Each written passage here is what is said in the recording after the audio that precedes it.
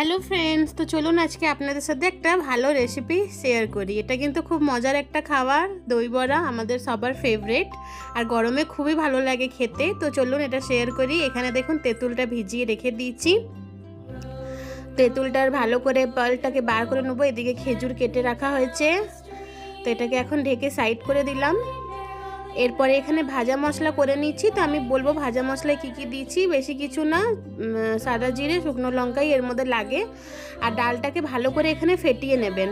মানে এটা মাসকলাইয়ের ডাল, আর একটু সামান্য মানে 2 কাপ মাসকলাইয়ের ডালে আধা কাপ মুগ ডাল এরকম হিসাবে দেওয়া হয়েছে। আর ভালো করে ফেটিয়ে পুরো সাদা করতে হবে।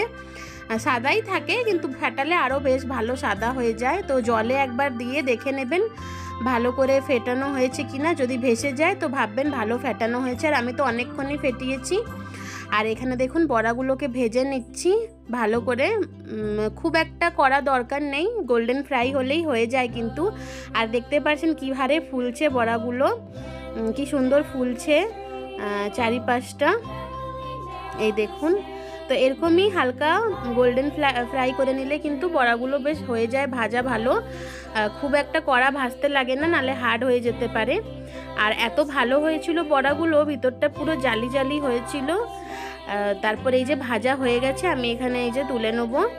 তেলটাকে ভালো করে ঝেড়ে কিন্তু তুলে নেবেন। তারপরে একপাশে আমি নুন জল করে রেখেছি, মানে জলের মধ্যে নুন দিয়ে, হালকা নুন দিয়ে গরম করে, মানে উষ্ণ গরম করে রেখেছি। আর এটা তো গরমই আছে বড়াগুলো, আর বড়ার মধ্যে খুব একটা নুন দিবেন না, মানে ব্যাটারটায় হালকা নুন দেবেন, নালে কিন্তু নুন পোড়া হয়ে যাবে। দই বড়ার বড়াতে কিন্তু নুন খুব একটা লাগে না। এই যে নুন জলে ডুবালাম, এর মধ্যেও হালকা নুন আছে, নুনটা খুব সাবধানেই দেবেন। আর এই দেখুন এখানেও বড়াগুলো লাস্ট আমার ভাজা কিছুটা আর বাকি আছে, বেশিরভাগটা হয়ে গেছে। আর এতগুলো বানানো হয়েছিল না, আমি দাঁড়িয়ে দাঁড়িয়ে ভাজতে ভাজতে পুরো থকে গেছি। নাহলেও 40-এর উপরে ভাজা হয়েছিল, অনেকগুলোই বানানো হয়েছিল। তো এই দেখুন লাস্ট ফিনিশিং দিচ্ছি এখন। তারপরে উষ্ণ গরম জল থেকে ছেঁকে ছেঁকে তুলে নিতে হবে, ভালো করে জলটাকে ঝেড়ে তুলে নিতে হবে। তারপরে এই দেখুন এখানে কিন্তু চাটনিটা রেডি হয়ে গেছে। আর চাটনিটার রেসিপিটা কিন্তু আমি দিতে পারিনি, আমার অন্য ভিডিওতে কিন্তু শেয়ার করা আছে। তো এটা কিছুই না, তেঁতুলের পালটাকে বার করে জালে বসাতে হবে, নুন মিষ্টি দিতে হবে, মিষ্টি একটু বেশি দিতে হবে, গুড় দিলে দিতে পারেন, কালারটা ভালো হয়। আর খেজুর দিতে পারেন আপনাদের হিসাবে, খেজুর, কিশমিশ, আমাবার যতটা দিতে পারেন ওটা আপনাদের উপরে অ্যাকর্ডিং টু টেস্ট। আর প্লেন বানাতে চাইলে প্লেনও বানাতে পারেন। তো এই যে এখানে সাজিয়ে নিচ্ছি। তো দেখতেই পাচ্ছেন আমি এখানে দইটা দিয়ে দিলাম। দইটাকে ভালো করে ফেটিয়ে নিয়েছি, কিন্তু ওর মধ্যে অল্প একটুখানি নুন, যাতে দইটার টেস্টটা বেড়ে যায়, অল্প একটুখানি নুন আর একটু সামান্য মিষ্টি দিয়ে দইটাকে ভালো করে ফেটিয়ে নিয়েছি। আর এখানে দেখুন 2 রকমের চাটনি আছে। এক রকমের চাটনি কিন্তু একটু পাতলা, আর এক রকমের একটু গাঢ়। তো গাঢ়টাতে খেজুর টেজুর আছে অনেক কিছু, আর পাতলা যেটা ওটার মধ্যে তেঁতুল আর মানে গুড়, নুন টুন এইসবই আছে, মিষ্টি দিয়ে বানানো। তো 2 রকমের চাটনি না বানালেও আপনারা কিন্তু এক রকমেরই চাটনি বানাতে পারেন।